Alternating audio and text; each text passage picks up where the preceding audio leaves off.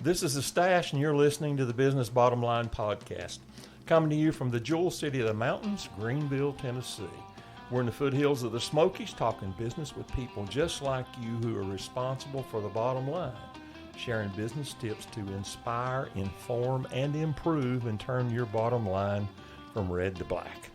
And today we have a special guest joining us from the locale of Greeneville, Tennessee, Nathan Dickerson, and he's the general manager, CEO, and all the other titles we can put on him for Catalyst Coffee Company. Welcome, Nathan. Thank you, Bill. Very glad to be here. Well, I'm glad you're with us. I've been wanting to have you on for a while, and I know you've been so busy.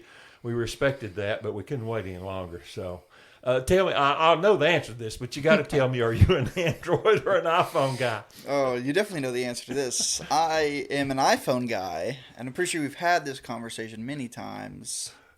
But I will say it does kind of depend on what you want to do. That's true. That's true. But you could still do everything on an iPhone you would do on your Android. That is true as well. Better. That's true. Well, we don't have to argue about that. I knew you were going to say that. Well, just because of our conversations, actually, Bill, Yeah, I did once Google a whole article on pros and cons to both. Yeah. So, Oh, well. Let's not go any deeper into that subject, okay? all right. I'm going to ask you to tell me a little bit about your family, and as you do that, just give me a little bit of history. Not so much current family, but a little bit of history. Because we've known each other for a while now. Yes. Well, it depends on what kind of history you want. Because when you ask, what comes to mind is actually a recent conversation with my grandfather on my mom's side, where I finally said, you know what? I've been wanting to know what our history is. Turns out, I am English royalty. All right. Not like kingship, but our family's name apparently is in the Book of Kings because we were managers for royalty. So we were, I don't know how to explain it exactly, but I don't know if you want me to go that far Well, back. that's a cool connection, I have to say. I haven't had anybody on that's been connected to royalty before. We had a castle. Okay. It doesn't exist anymore. We have a crest. Okay. But then also Cherokee Indian. So native to this particular land in general as well. So, Well, that is very cool, connected to both places deeply. which is why I am pale and have red hairs.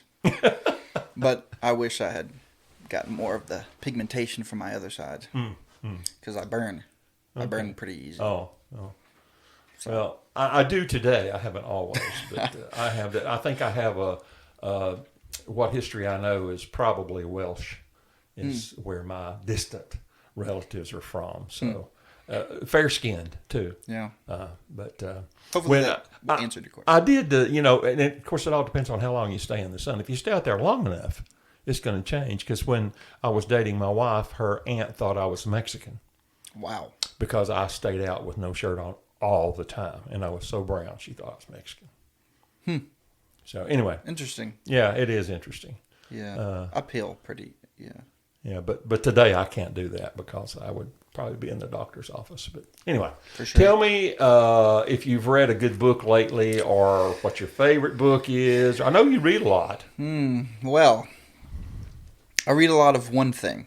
Okay. And I pretty much don't like reading apart from that one thing. I've been told that learners are readers. And I guess that means I'm not a learner. Because I do not like reading.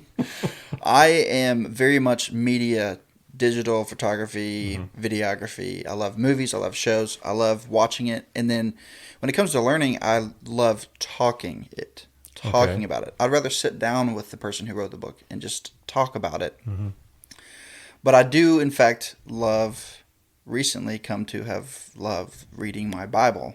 So I do a lot of that.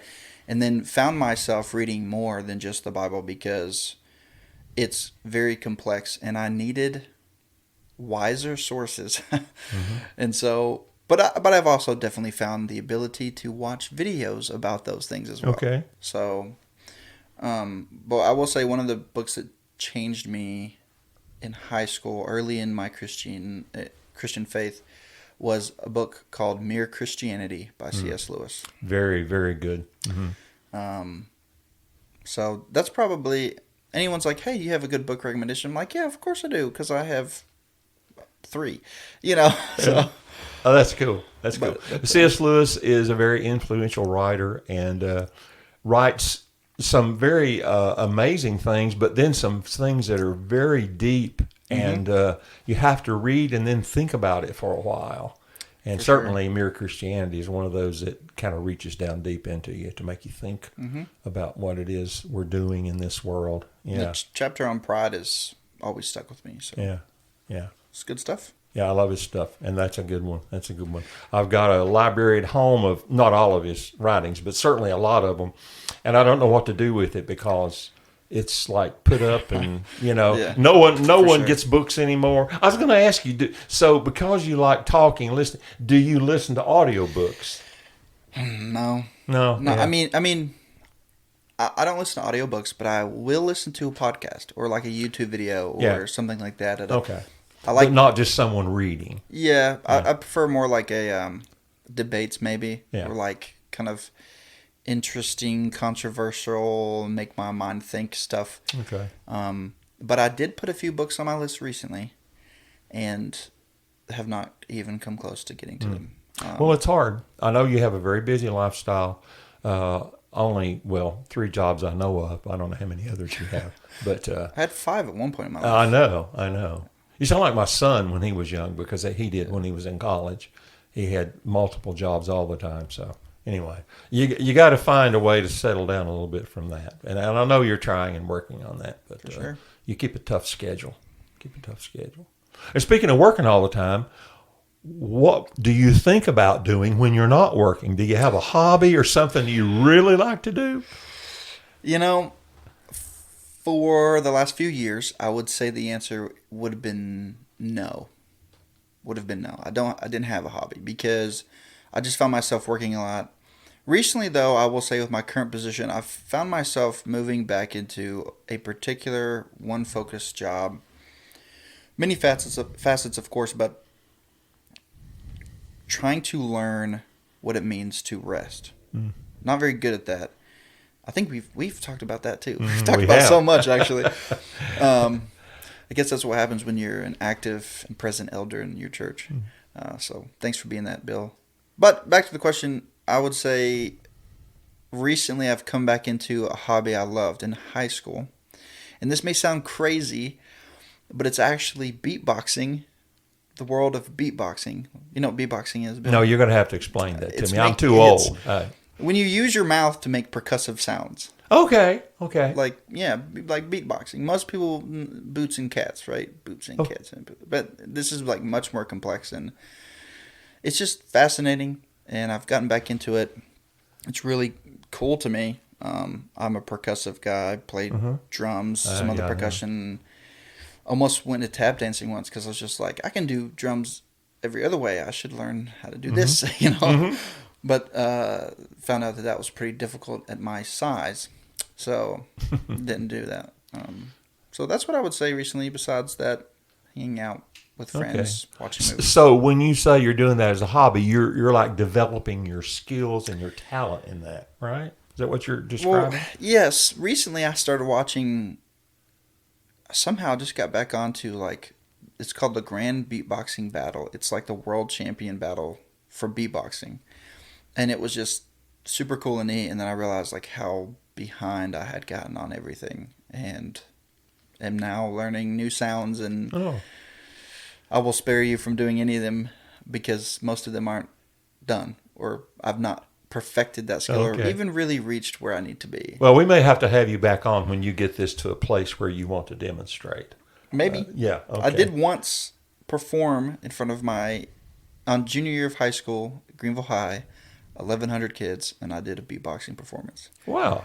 So you don't have a handy video of that, do you? No, I don't think so.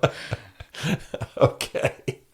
Well, that is, I would say, one of the most unusual hobbies that I have been told that I have. Yeah. But that's cool. That's cool. Yeah. So, yeah, I'll have to follow up on that later. I'll make you a beatboxer. How about that? Yeah. Oh, you know what that made me think of, and I don't know if it's even in the realm or not, but it made me think of what was done in music back in Motown era,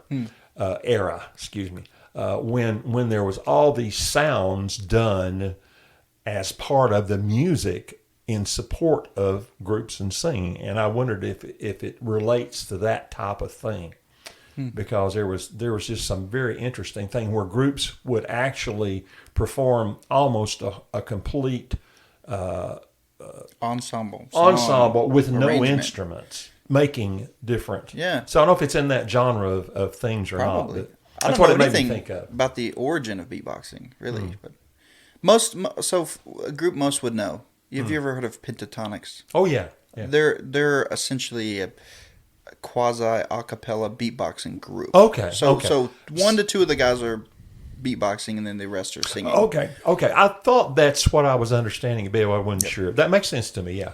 So I know it from I know Pentatonics, but I know it from what was going on in Motown too, because there was a lot of things there that was at least in that similar genre. Okay. Cool. Well, let's talk about you. What's it like being you? And so start with, since we're going to talk about the business part of it, talk about kind of how you got where you are. Mm-hmm. Not a conventional story by any means. No, for sure. How to make this concise? I would say a few things over the course of many years basically put me in the position of manager at Catalyst.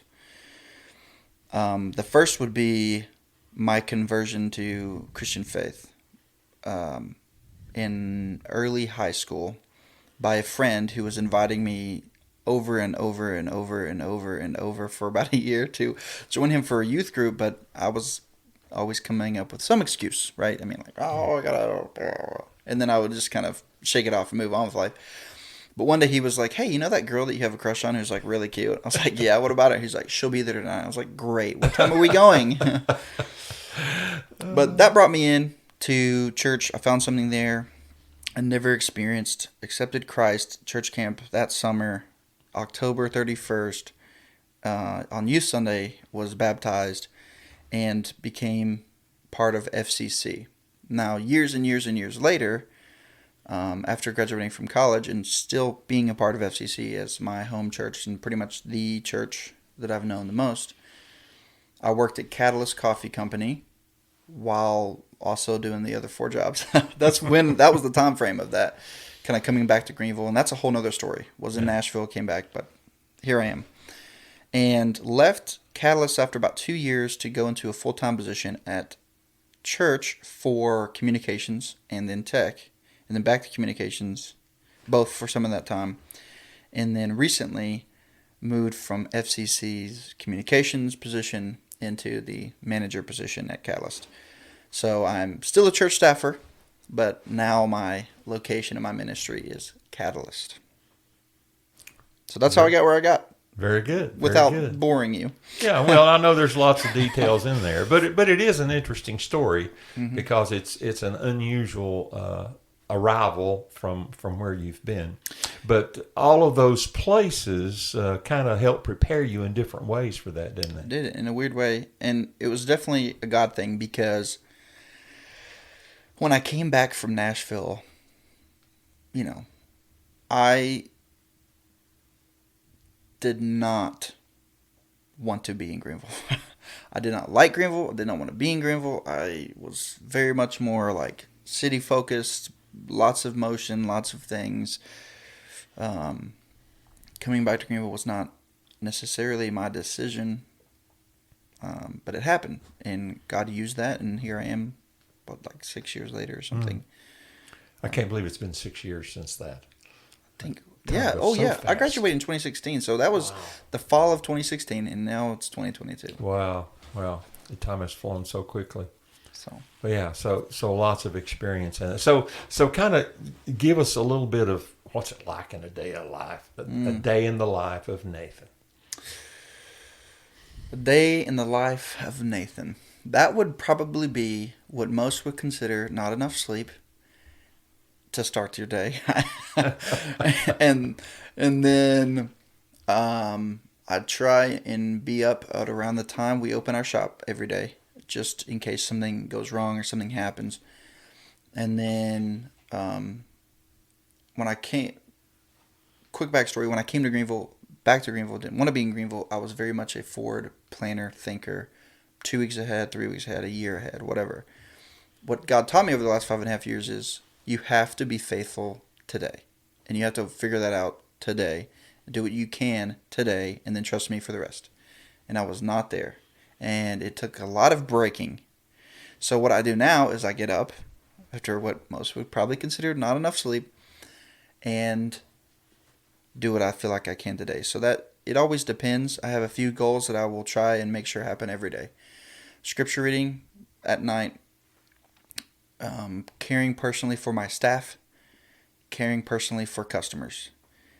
And all that kind of looks a little bit different. And then in between all that, I deal with all the managerial roles and responsibilities, from ordering food for inventory, helping on the floor, being available, and just around helping set culture, bringing that kind of energy, doing store runs, buying things, responding to people who want to see if we want to partner with them or if we want to help donate something. Just, if you're a manager, but in food, Mm-hmm. And so, but there's a few things I always say, today I'm going to make sure this happens. And that's caring for my staff, being around enough to set a culture for them as well as interact with customers and regulars, and then reading my Bible at the end of the day. It's a pretty broad responsibility because you operate it as if you owned it. I mean, I know you approach it that way. Yes. It's like yours. And I want my staff to do that. Right. I want them to believe that this is their thing. Mm-hmm. Because it is. And I want them to hold that in their hands. This is my responsibility. You don't approach it as a job at all. No, I guess not really. Not about the way you think about it anyway. Mm-mm. And maybe that's what ministry has done to me. Yeah. But, yeah, someone said the other day they really enjoyed, they were leaving, so we kind of did an exit interview. They said they really enjoyed working at Catalyst and kind of in that culture that I was setting because it felt like they were volunteering for the church, but getting paid to do it. Yeah. So that's an interesting way to express it. Maybe God has taught me something there I've not yet uncovered. So something to think about. Thanks. Yeah. Yeah, it sure is. Well, tell us a little bit about Catalyst and its mission. We don't want to miss that because it's not just another little mini restaurant or something. Tell us a little bit about it. Absolutely. Yes. Catalyst is not just a coffee shop. Actually, really, it doesn't matter to me if you view us necessarily as a coffee shop. But you should know that our medium is personally, locally roasted coffee beans. And we do that in the back of the church. So that's the first thing. We roast our own beans because we care about our product. I'm pretty sure they actually almost named Catalyst Holy Grounds. But okay. But Catalyst was more of a missional statement. And I'll get there in a second. But, so we roast our beans. And besides that, we're a ministry. We are a ministry who uses the medium of beans to service our community and give back to other nonprofits that are already doing the work. So Catalyst's mission was not to come in, start our own thing, get our own demographic of people we're going to help, but instead use coffee, which Scott, my boss, loves coffee. So it's kind of his brainchild in a way, his passion, and use that to give back to those already doing work. We're not going to try to steal work or a demographic from anybody. We're just going to go ahead and invest in who is already doing good work. And so we use coffee to do that, and I pursue it very much as a ministry, not as a coffee shop who's just there, to have a good time, to chill out. We do that, but at the same time, everything is about our mission, which is to give back to our community and be a catalyst for good. As well as, underneath that is also our catalyst for bringing business to downtown. Mm-hmm. We gave up drive-through and better parking, but it was worth it because to us it's like the central part of downtown Greeneville is a place we want to invest in as well. So hopefully that answered the question. Interestingly, and you didn't point this out, but I know part of what you're describing is in your heart. Part of the ministry is to the people that are working at Catalyst Coffee. Yeah. Every employee that comes in and every customer that comes in. Actually, on our application and what I created as a employee mission statement, under Love People, it says that people are our first priority, not a priority. We use coffee, and out of our love for God, we make the priority people. And so what that means is we don't serve customers but friends instead. And so I definitely very much believe that one of my most important roles is to come and invest in my staff, and equip them for what God is calling them to do. And I think that's very different than most businesses. I don't think most businesses think that way. But I definitely don't ever want an employee to feel like they're a cog in our machine. I want them to feel like they're running our machine. Right. Which literally could be literal. They're roasting our beans. You know? They're the engine, so to speak. Right. Yeah. So I'm working on getting them up to speed on roasting because I really do want them to feel like it's their thing. I help lead them to lead their thing so that we can lead other people. And that's a good approach no matter what kind of business you're in. Absolutely. If you want to be successful, that's a great approach. If you want buy-in. Yes. If you don't want buy-in, then just yell at people from your office. Yeah. If they don't match, you can fire them. Right.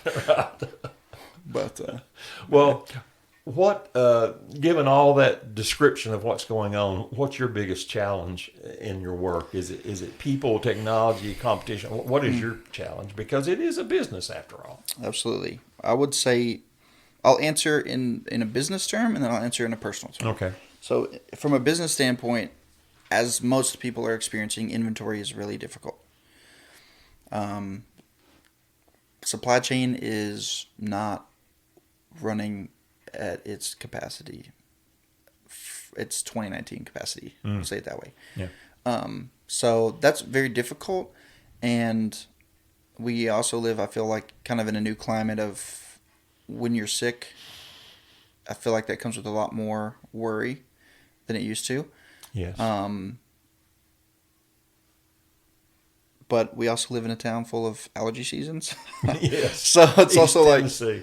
So very much having to learn how to deal with that. You know, do you have a fever? Have you felt like puking? Are you, you know what I mean? Like, Yeah. so those are a few difficulties that just happen, as well as kind of on my part, probably time management, just learning that. I've never run a business before.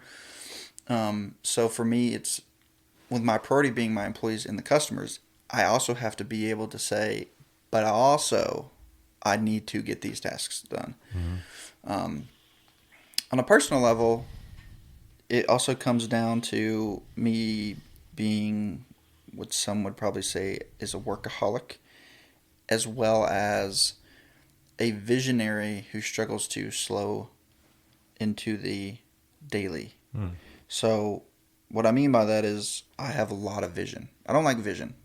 I'm out there. I'm ready. I walked into Catalyst with a 5-year plan already. But if I'm stuck on stage 2, phase 2 as I'm calling it, but we've not even done phase 1, we might not ever get to phase 2. So Scott's really helped me. Nathan, that's great. Pull it back.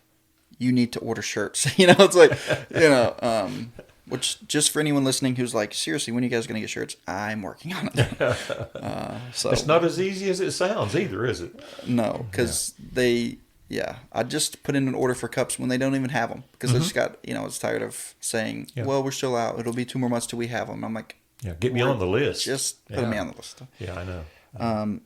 And the second is sometimes I drain myself entirely. Because the balance between tasks and people often isn't well managed in a way that means one.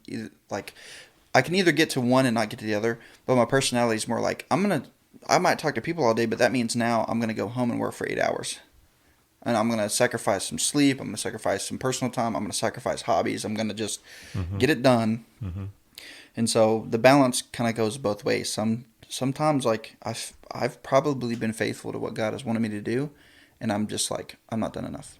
I cannot rest right now because I still need to fill in the blank. So I would say that's some of the struggles I have, some regular business aspects of things, and including our current kind of climate and learning how to deal with that, as well as personally learning where to say, God, I trust you, where to say, I need to put my nose in this thing, and where to say, if people are our first priority, then there are some things I don't need to give as much weight. Mm-hmm. It's okay if we don't fill in the blank. So that's a discernment that takes time and patience, and sometimes it feels like you have neither because things are pressing. There's always a multitude of things pressing. So it is a big challenge. It's a big challenge for anyone, but certainly when you're still in that first year of these responsibilities, It can be overwhelming.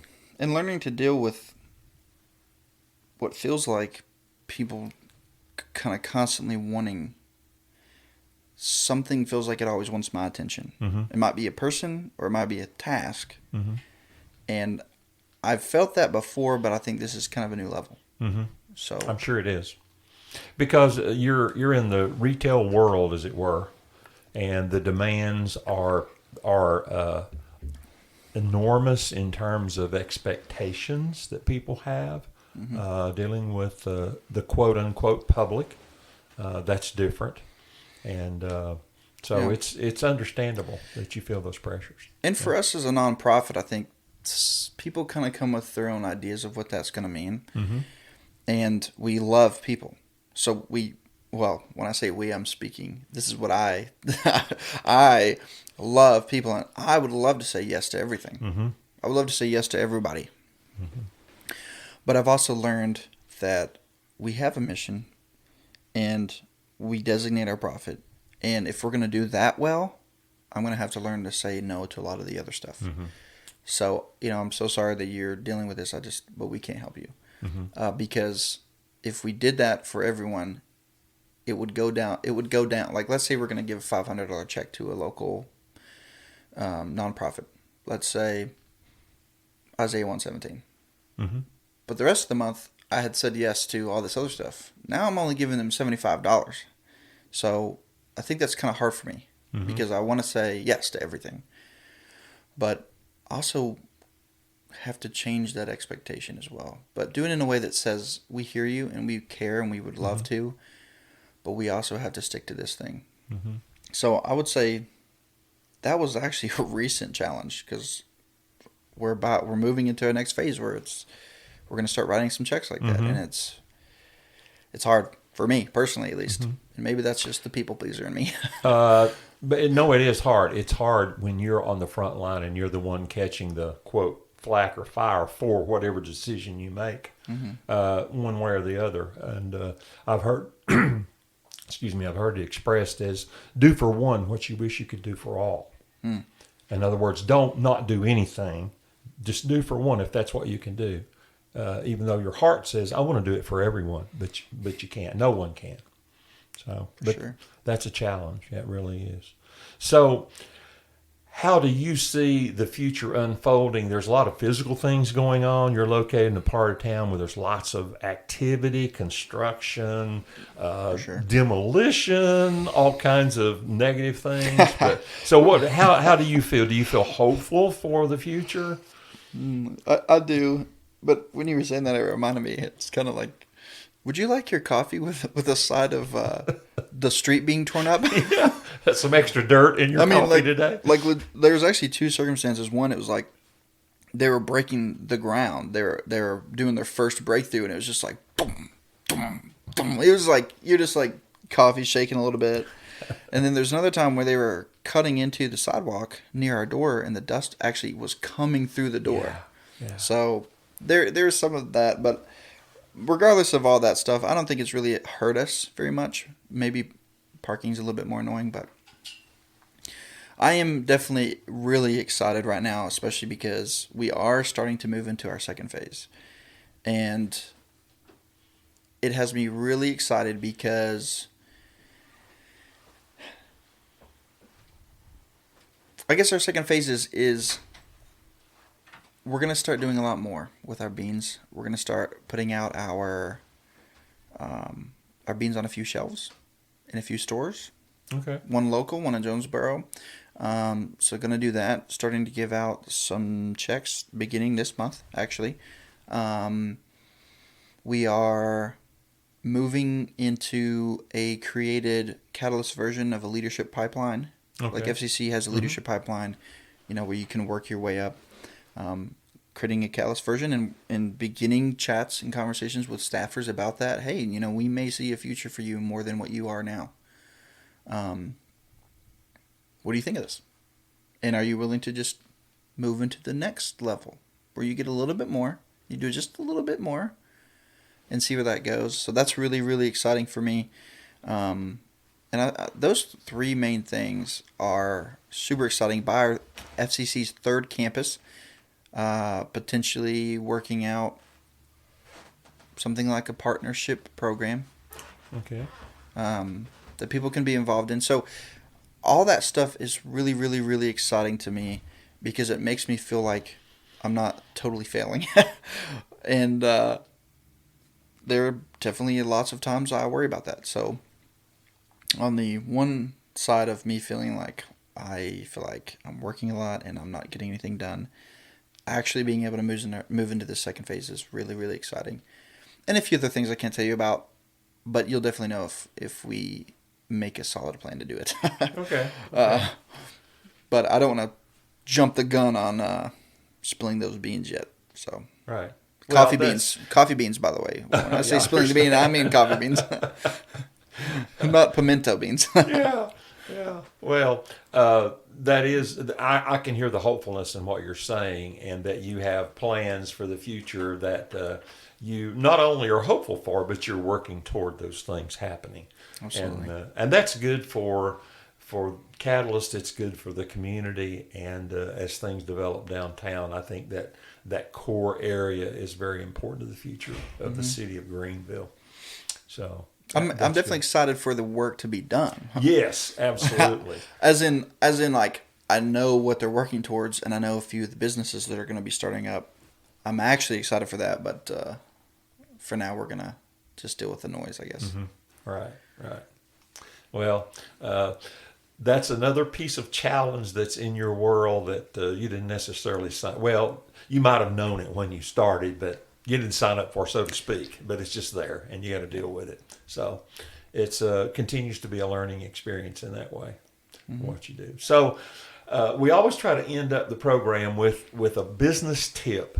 And that's the whole point of the podcast is to try to help other people who are either starting a business or in business with ideas that's helpful about being successful. So if you had to give your bottom line business tip, what would that be? I read this question when you sent me the questions, and I'm no fancy, really high up, smart, exceptionally well done leader per se in my area, but there's one thing that came to mind for me that I thought, you know what, this is what I feel like I can say. And to me, my advice is three things, I guess. And it's all about mission. Know your mission. And by know it, I mean believe in your mission, define your mission, and then the second thing is to stick to that mission. Because I feel like when you begin to allow other things to influence what your mission is, or you begin to kind of divulge from that mission, you're risking a lot. You're risking the failure of what you set out to do, which might impact the ability to do anything. At least that's how I feel and how I see it. So if you believe in your mission and you set a clear mission, and that mission is what you focus on, and you, at least at first, you say, "This, I'm not going to do anything else. Like this is our mission. I believe in this. That's why I'm doing this thing." And you stick to that, I believe that you'll find success. But I feel like if I did not believe in our mission, or if I didn't believe that I myself could lead us to stick to that thing. What is that thing that we do? What are we about? Then Catalyst would fail. And so for me, know your mission, believe your mission, stick to the mission, and follow that out. And when you reach that mission, and I'm not saying it has to be like a 5-year goal. I mean, that's kind of what I came in with. I'm like, here's my 5-year goal, and I'm going to stick to this, and here's what I want. Of course, getting the elder approval, where FCC's like, yeah, we're okay with that. And not like, you're a heretic. I think that believing that, sticking that, working towards that thing is how we're going to be successful, because otherwise we're just going to be tossed to and fro by whatever other mission or other vision comes our way. And even for me, my meetings with Scott are important because they started Catalyst and have a mission and a vision for Catalyst. And so keeping me on track with that as well, which is pretty easy because I believe in it already, I think is how we'll succeed. And I think that that's how a business succeeds. And maybe when you reach your goal, you can kind of go, I wonder if there's other parts of this that we can add. I wonder if there are some side branches and some other missional things that we missed along the way. But I think if you know your mission, you believe in your mission, and you follow that specific thing, knowing where to place your hard walls, which again, I'm not wonderful at, but learning where you say, no, I'm sorry. That's how you'll achieve what you need to achieve. Yeah. That's good advice, regardless of what kind of business you're in. That's good advice, and that's a good tip that anybody can take home and use for their own. And I appreciate you being here today, Nathan, and sharing what you do and some personal stuff about Nathan Dickerson, and give us a little view into that. And thanks. And one of these days we may have you back for some more explanation of your hobby. Right. Okay? Well, if I'm good, and you'll at least try with me, maybe. Yeah, we might do that. We might. Well, no promises, but we might. Well, that's a wrap for today's Business Bottom Line podcast. Take that tip and make your bottom line turn from red to black.